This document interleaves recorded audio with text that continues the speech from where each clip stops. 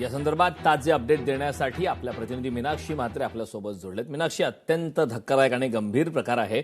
खरंतर drugs mafia, drugs संदर्भातले बरेच प्रकार आपण पाहतोय, मात्र आता थेट पोलिसांनीच ड्रग्ज प्रकरणात अडकवण्याची धमकी विद्यार्थ्यांना दिल्याची माहिती आहे। काय सविस्तर माहिती आहे घटनेबाबत?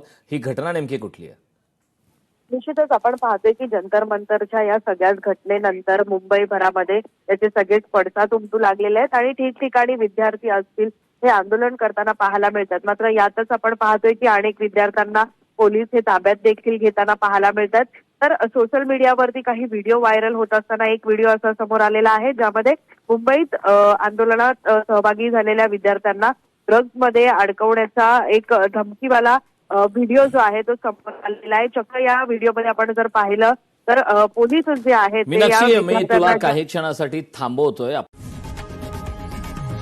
लोकशाही मराठी ऐका, पहा, जागरूक रहा।